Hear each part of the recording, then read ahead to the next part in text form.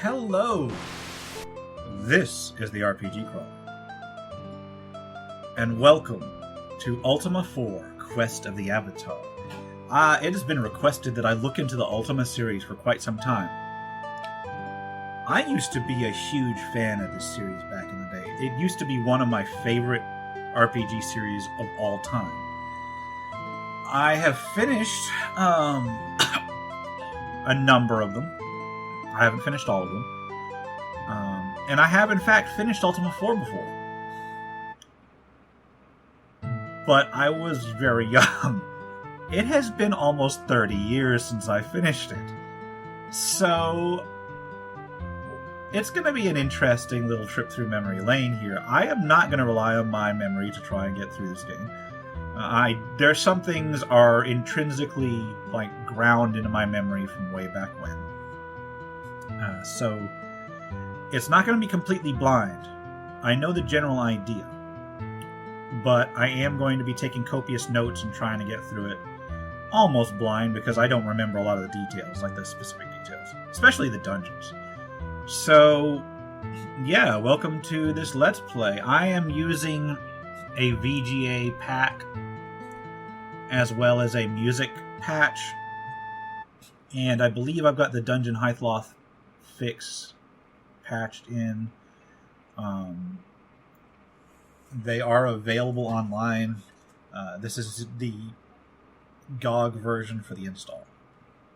So, let's go ahead and do a new game, and it should be noted, this particular one was converted back in 1987. Pardon me. So, it should be noted that the VGA patch does not cover, the intro. So we will go RPG Crawler. Except I'm going to do this because there is kind of a limit on what can fit into the actual space. The day is warm, yet there is a cooling breeze. The latest in a series of personal crises seems insurmountable. You are being pulled apart in all directions. Yet this afternoon walk in the countryside slowly brings relaxation to your harried mind. The soil and strain of modern high-tech living begins to wash off in layers. That willow tree near the stream looks comfortable and inviting. The buzz of dragonflies and the whisper of the willow's swaying branches bring a deep peace. Searching inward for tranquility and happiness, you close your eyes. A high-pitched cascading sound, like crystal wind chimes, impinges on your floating awareness.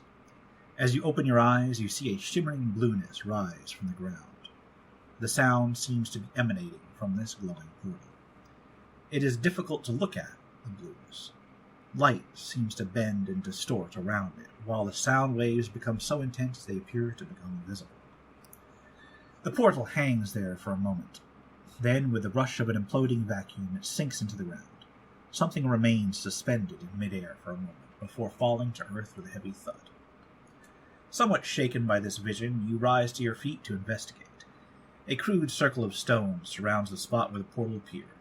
There is something glinting in the grass.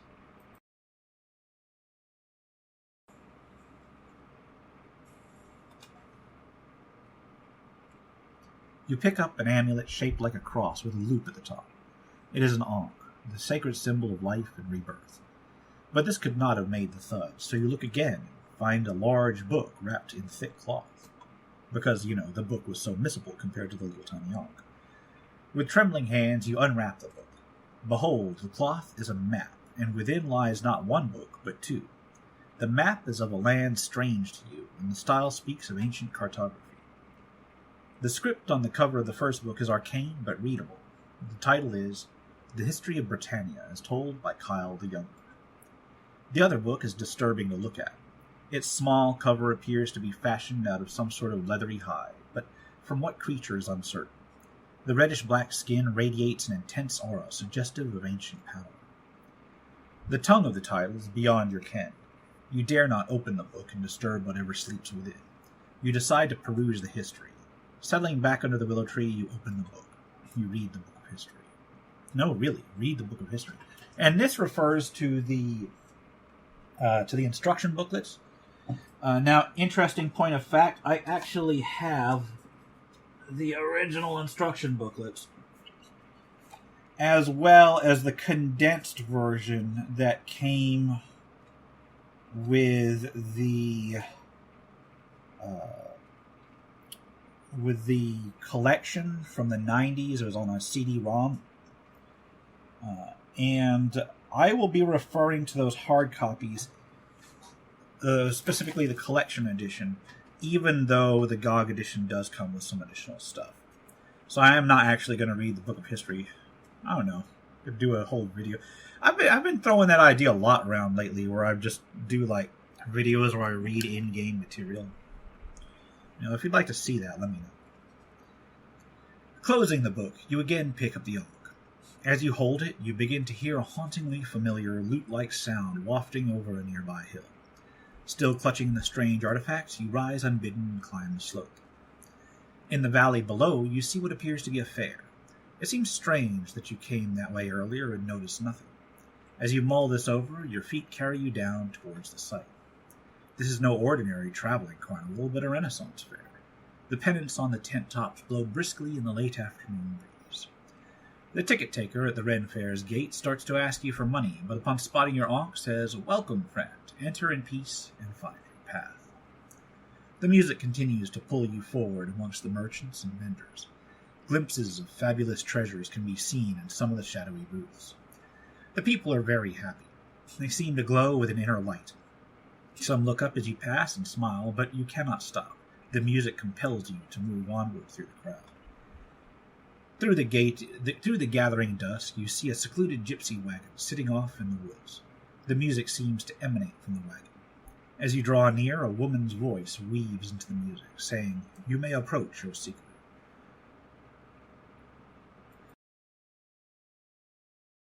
You enter to find an old gypsy sitting in a small curtained room. She wears an ankh around her neck. In front of her is a round table covered in deep green velvet. The room smells so heavily of incense that you feel dizzy. Seeing the ankh, the ancient gypsy smiles and warns you to never to part with it. "We have been waiting such a long time, but at last you have come. Sit here, and I shall read the path of your future." Upon the table, she places a curious wooden object, like an abacus, but without beads. In her hands, she holds 8 unusual cards. Let us begin the casting.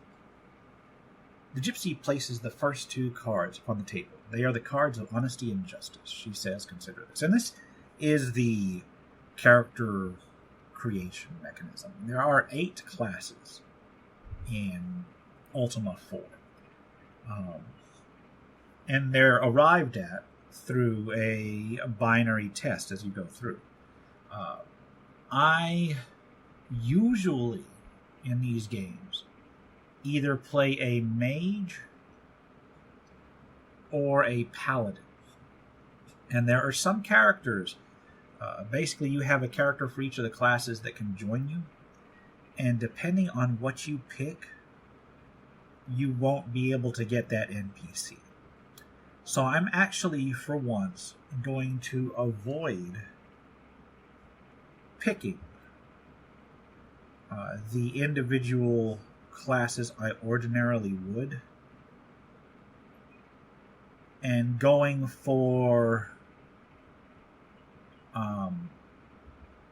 I'm thinking either fighter. I think I'm going to be fighter. I think I'm going to go with fighter. We'll go that way. And that would be Valor. Now that does mean it's going to cut off spells from my main character at first. But later in the series you can get some more. So, a merchant owes thy friend money, now long past due. Thou dost see the same merchant drop a purse of gold. Dost thou A, honestly return the purse intact, or B, justly give thy friend a portion of the gold first? See, I could answer these how I would in real life. But no, I don't think so. Although I guess I could. I could. So I would actually honestly return the purse intact. Because he can always go to a collection agency. The gypsy places 2 more of the cards upon the table. They are the cards of spirituality and humility. She says, consider this. Thy parents wish thee to become an apprentice. 2 positions are available. Dost thou A, become an acolyte in the spiritual order, or B, become an assistant to a humble village cobbler? I would actually go with B, to learn a trade. The gypsy places 2 more of the cards upon the table. They are the cards of compassion and sacrifice. She says, consider this. Thee and thy friends have been routed in order to retreat. In defiance of thy orders, dost thou A, stop in compassion to aid a wounded companion, or B, sacrifice thyself to slow the pursuing enemy so others may escape? I would go with A, to stop in compassion to aid a wounded companion. The gypsy places 2 more of the cards upon the table. They are the cards of valor and honor. She says, consider this. During battle, thou art ordered to guard thy commander's empty tent. The battle goes poorly, and thou dost yearn to aid thy fellows. Dost thou A, valiantly enter the battle to aid thy companions, or B, honor thy post as guard? This one is actually a hard one, because there are usually reasons why you're left to guard, like an empty tent. I'm going to go with A on this, to enter the battle to aid thy companions. Mostly because it is the way I would, because it's going for the class I'm thinking about, but also because this one will be a coin flip for me in real life. The gypsy places 2 more of the cards upon the table. They are the cards of honesty and compassion. She says, consider this. Entrusted to deliver an uncounted purse of gold, thou dost meet a poor beggar. Dost thou A, deliver the gold knowing they trust in thee was well placed, or B, show compassion, giving the beggar a coin knowing it won't be missed? I'll go with honesty. Dude can get a job. The gypsy places 2 more of the cards upon the table. They are the cards of valor and humility. She says, consider this. Although a teacher of music, thou art a skillful wrestler. Thou can be asked to fight in a local championship. Dost thou A, accept the invitation and valiantly fight to win, or B, humbly decline, knowing that thou art sure to win? Well, you don't know until you try, right? This is another one of those coin flip ones. I'm going to go again with A, just because we're going for fighter. But, yeah, it's one of those coin flip ones. You could go either way, honestly. The gypsy places the last 2 cards upon the table. They are the cards of honesty and valor. She says, consider this. Thou hast been prohibited by thy absent lord from joining thy friends in a close-pitched battle. Dost thou A, refrain, so thou may honestly claim obedience, or B, show valor, and aid thy comrades, knowing thou may deny it later? You know what? This is another one where it could be a coin flip. I would actually lean towards the... See, this is almost similar to the one where you're guarding the empty tent, in a way. But it's slightly differently worded. And honestly, you could go either way again. We'll go with Valor. I would go either way. With a final choice, the incense swells up around you. The gypsy speaks as if from a great distance, her voice growing fainter with each word. So be it, thy path is chosen. There is a moment of intense, wrenching vertigo. As you open your eyes, a voice whispers within your mind, seek the counsel of thy sovereign. After a moment, the spinning subsides, and you open your eyes to Jello. And basically, let's take a look. I start with 24 strength and no magic because I'm a fighter. Start at level 3. Levels in this game they're useful, but you actually kind of want to hold off a little bit on gaining some levels because it does make harder enemies appear. So we will start with Joe and go investigate and find out more about our quest. I also start with an axe and leather armor. You really want ranged weapons in these games. 2 torches, no gems and keys. Enough reagents for, I think, 2 cure spells or 2 heal spells. I'd have to look. Let me take a look. Heal, I believe, is ginseng and garlic, right? In the instruction booklet, the Book of Mystic Wisdom, it's ginseng and spider silk. So I was wrong. That is cure. Which cures poison.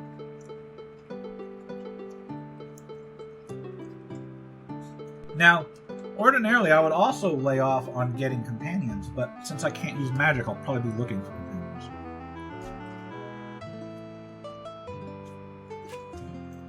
So we'll enter Jellum. And I will be taking notes.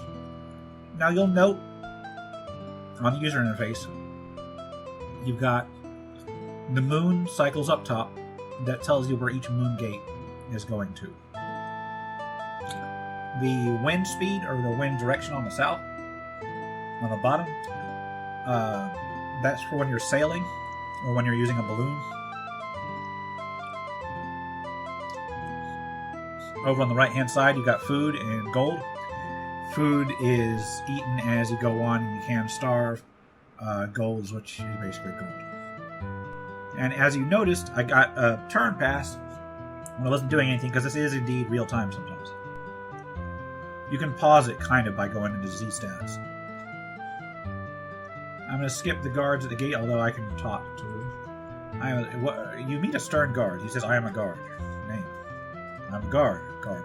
I cannot help you with that. Job. We guard the gates in these passages. These passages are restricted. Okay. Town. Bye.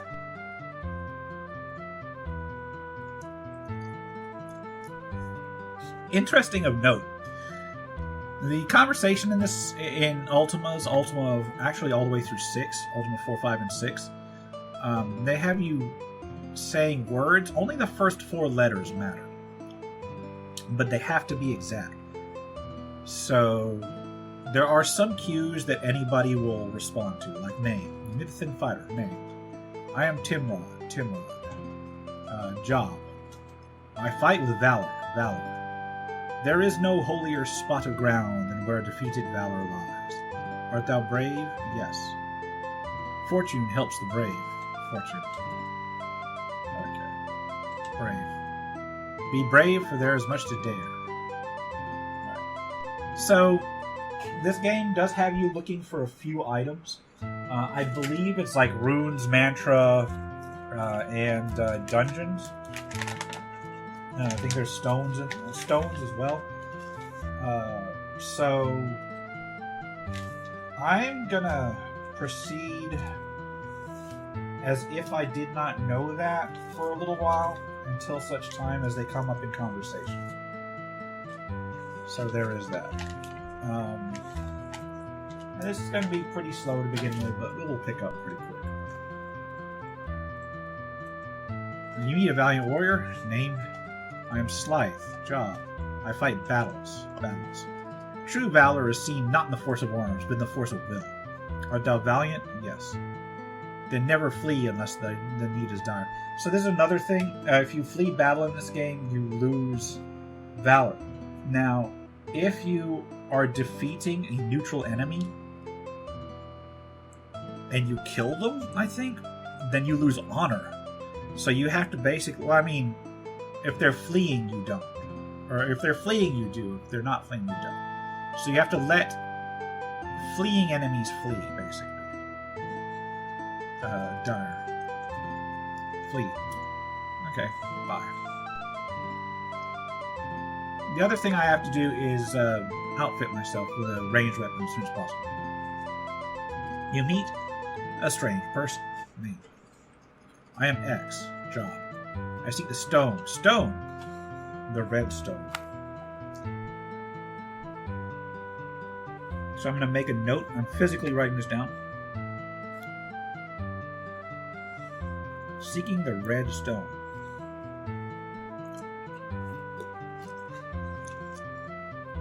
Red. Red is for valor, a virtue of the avatar. Art thou an avatar? Not yet. Then thou shalt need the red stone in one altar room to get the third part of a key.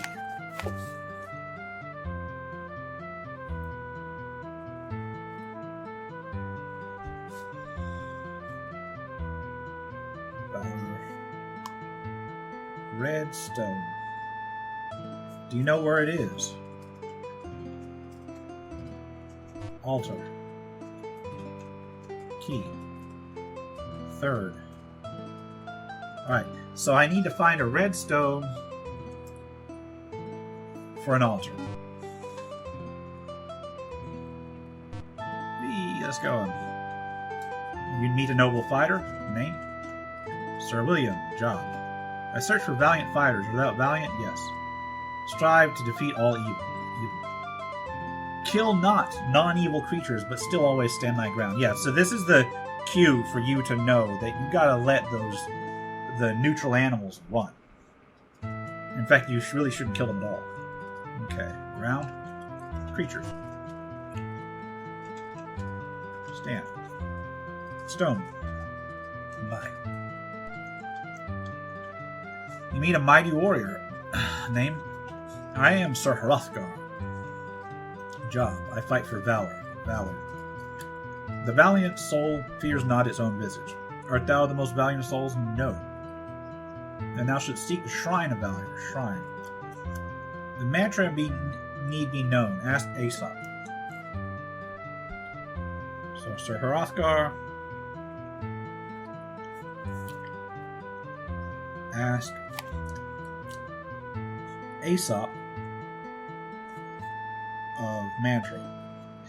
And I remember most of the mantras off the top of my head, but I'm going to pretend to find them. Aesop. Where? Okay. So I gotta look for somebody named Aesop for the mantra of valor.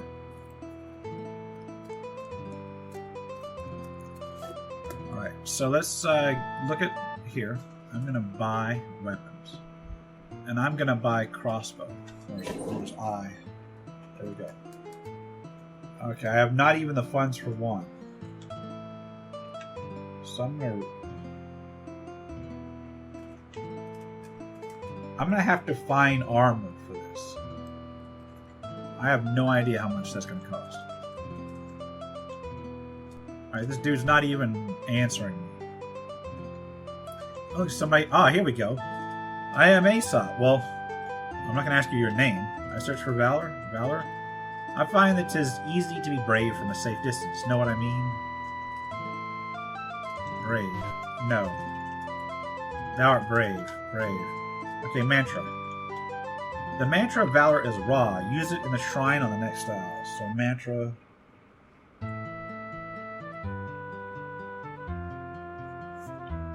Ra. Okay. Shrine. Tile. I'm slogging through the reeds. Alright. You meet a ranger with a faraway look. I am Luke. John. I seek inner light. I come from Scarabray and I'm on my way to you. You are really in the wrong direction, my friend. Hast thou been to Scarabray? No. It's a spiritual city. Spirit? City. You. 'Tis a city based on the virtue of justice. Justice. See, here's the thing. Also, it's helpful to treat this like a blind playthrough because apparently asking for information boosts your spirituality, supposedly. So, that's always been a hard one for me to boost. Okay. So, Luke is in Jellum, seeking spirituality.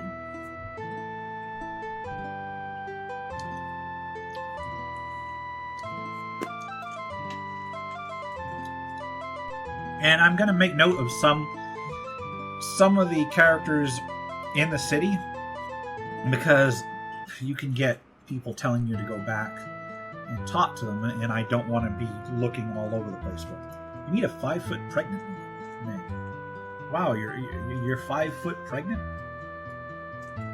I am Lady Donna. Lady Donna. And I'm actually going to go back and note some of the people in here. Job. I watch over my sheep. Sheep. I can't stand sheep. Stand. Watch. Bye. Can't stand sheep.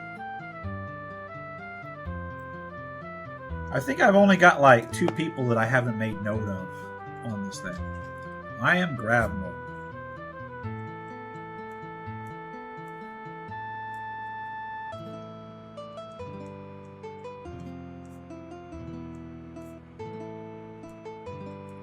Alright. What is your name? What is your job? I search dungeons. I seek the red stone. It is found on an altar. Dost thou have it? No. It lies in the dungeon to starred. Red stone in the starred. Which in later dungeons, in later games, is full of freaking dragons. Alright. So there's an entire back room there, but first let me make note of here of the people. There's Timrod as opposed to Nimrod. I believe this is X, and this is William, right? Sir William. Just in case I have to come back for him. So let's open this and talk to you. I am Max. Job. I'm the housekeeper. I clean the rooms. Is there some problem with our room? No. Oh, that had me worried. There's a strange one at the end. People often disappear. Alright. So you got an inn where people disappear?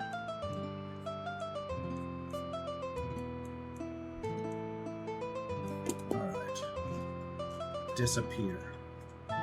People.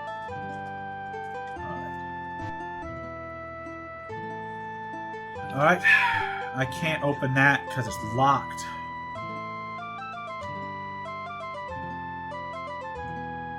I have no keys. And I can't open that. So I've got...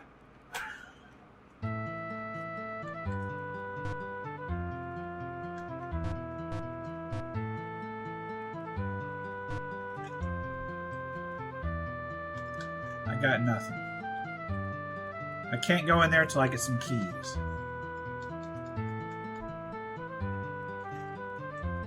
I am Smirk. Are you in need of lodging? No. You have come to the wrong place. Good day, sir. Food or ale? Food. I will get no plates. I believe we've got all the information we can from this place.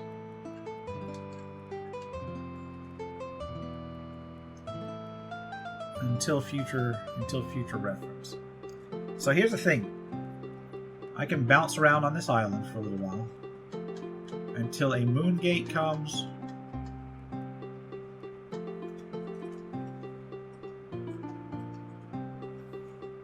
Come on.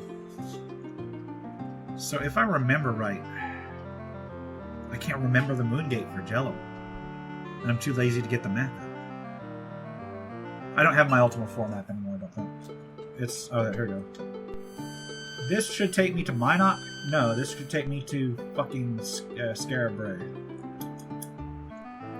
I don't want to go to Scarabray.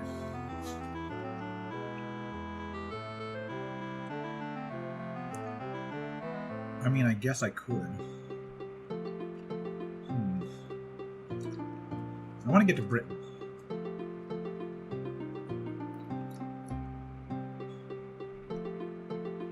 So this will take me back to Jellum. One more. And this will take me to Gu. But I know to get to Britain from here. So we will be going to Britain. Even if it means a cross-country slug. That's the one thing I'm going to have to... I am going to use my knowledge of the freaking game, because... in terms of the geography. Because the general geography of Britain is like implanted in my mind forever. And we will come down here, and yes, I'm hauling this dude along. This is too far south.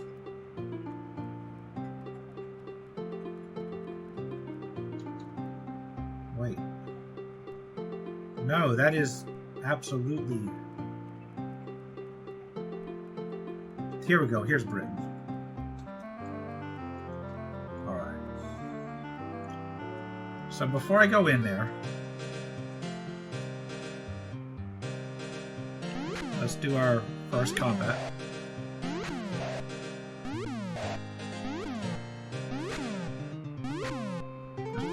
One-on-one with an orc.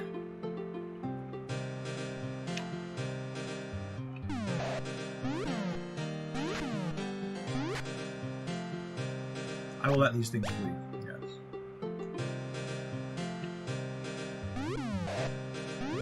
I'll take you down. I will open these chests. Acid trap. But I got some money. And what we will do is we will come into the Castle Britannia.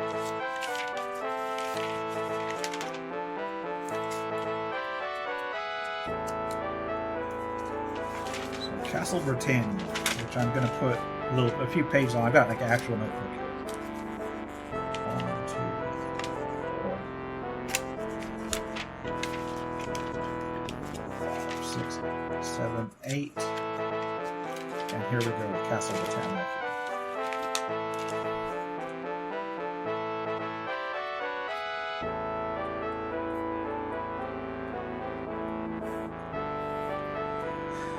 Alright.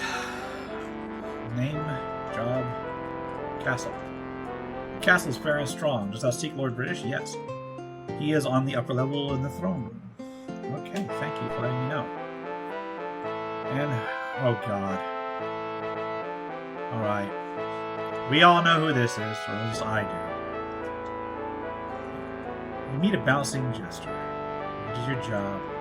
I am the royal jester. What's your name? Chuckles. Right, royal. Jest. Welcome unto the Castle of Britannia.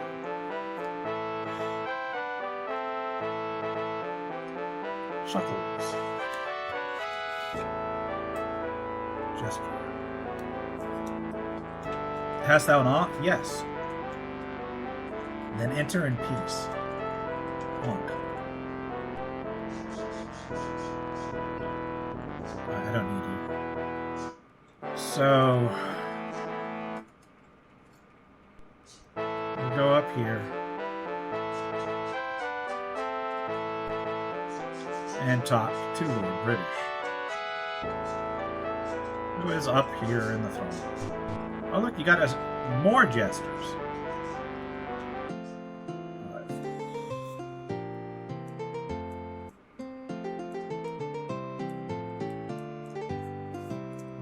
Lord British rises and says a new age is upon Britannia. The great evil lords are gone, but our people lack direction and purpose in their lives. A champion of virtue is called for. Thou may be this champion, but only time shall tell.